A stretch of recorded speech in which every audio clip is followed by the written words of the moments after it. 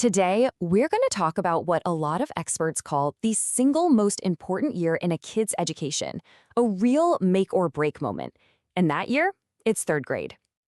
I mean, really think about it for a second. You've got 13 years of school, from kindergarten all the way to senior year. If you had to bet on just one, which one would you say is the absolute most critical? Is it senior year, with college on the line? Maybe kindergarten, where it all begins? Well, the answer might actually surprise you. It turns out a whole bunch of folks, we're talking researchers, teachers, policymakers, they all point to the very same crucial year, third grade. So, what is it about third grade that makes it so darn important? All right, let's get into it. So, what's the big deal? Why all the fuss about being 8 or 9 years old? Well, it turns out that in third grade, something huge happens in the classroom. I mean, it's this fundamental shift, one that's so profound, a kid's entire academic future can literally hinge on it. And this right here is the heart of it all. It's called the third grade pivot. See, up until this point, kids are basically learning to read. They're figuring out the mechanics, decoding letters, sounding out words. But in third grade, boom, the whole thing flips on its head. All of a sudden, reading isn't just a subject anymore. It becomes the main tool you have to use to learn every other subject. And well, if the student hasn't gotten the hang of reading by then, the consequences they're immediate and they're pretty severe. They run smack into something called the fourth grade slump. Just think about it. If you're still struggling just to read the words on the page, how are you supposed to understand your science textbook or your history reading or even those tricky word problems in math? You can't. And that gap, the one between them and their classmates, it just starts to get wider and wider really fast. So what's the psychology behind that widening gap? It's fascinating, really. A researcher named Keith Stanovich gave it a name, the Matthew effect. Basically, it's this powerful feedback loop.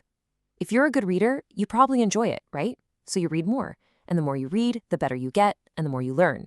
But for kids who struggle with reading, the exact opposite happens. And you can see that cycle right here. For kids who are good at it, success just leads to more success. It's awesome. But if you're a struggling reader, reading is just frustrating. It's hard work. So what do? You avoid it. And by avoiding it, you miss out on all the new words and the background knowledge that would, ironically, make reading easier for you. It becomes this really tough, vicious cycle that pushes them further and further behind. And this is where it gets really serious. The stakes, they honestly could not be higher. There was this landmark study that found students who aren't reading well by the end of third grade are 4 times more likely to drop out of high school. Let that sink in. 4 times. That one statistic has been a huge driver of education policy for decades. Okay, so with stakes that high, you have to ask, what does proficient even mean? What's the benchmark? Well, it turns out that really depends on where you live. The standards for reading can look pretty different from one state to the next. This chart here gives us a quick snapshot of that. A lot of states use the Common Core, which tries to be pretty comprehensive, but then you look at states like Florida and Texas, and you see a different story. Florida standards, they go all in on foundational skills first, explicit phonics, Greek and Latin roots, that kind of thing. Then there's Texas, which focuses on something they call academic oracy, the idea that strong speaking and listening skills are the bedrock for everything else. And look, these aren't just tiny tweaks. They represent really different beliefs about the best way for kids to learn how to read. And that leads us perfectly into the great teaching debate.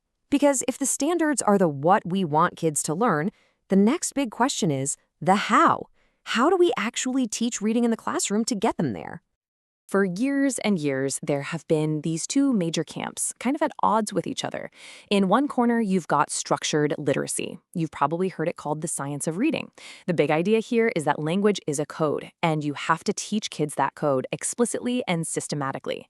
In the other corner, you have balanced literacy. This is a more holistic view, where the belief is that kids learn to read best by just being surrounded by great books, with teachers stepping in to teach skills when they're needed.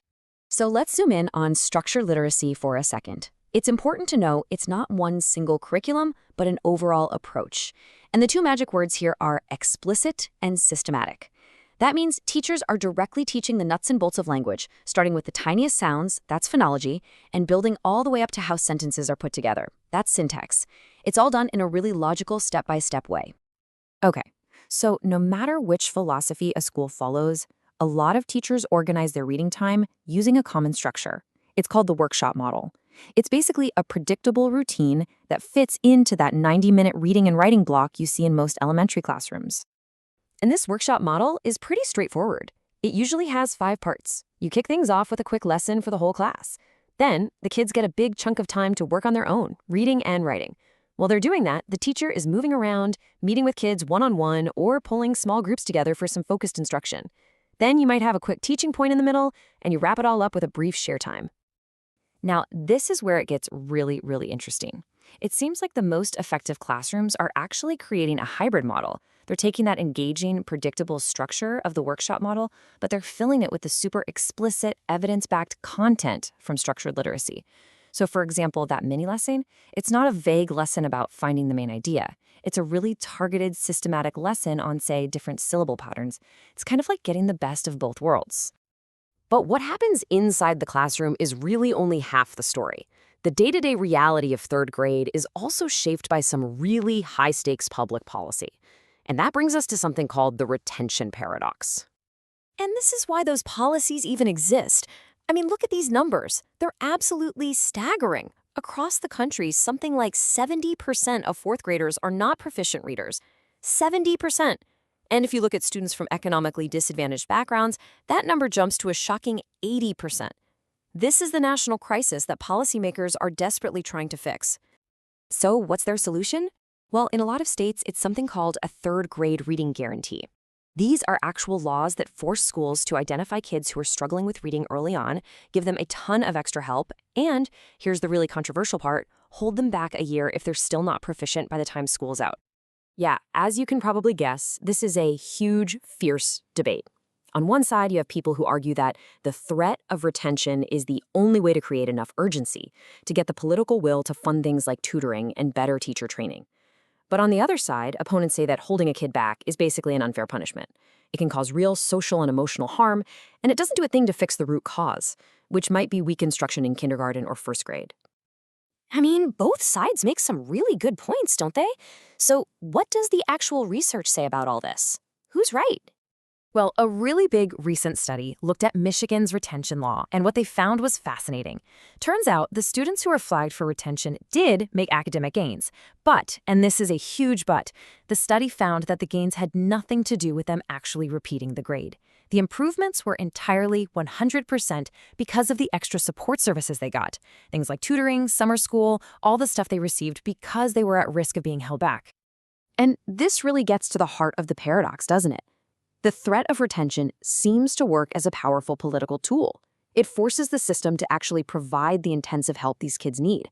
But the actual act of retention, of making them repeat the grade, might not be necessary at all. The real magic isn't in doing third grade over again. It's in getting all that focused, intensive support.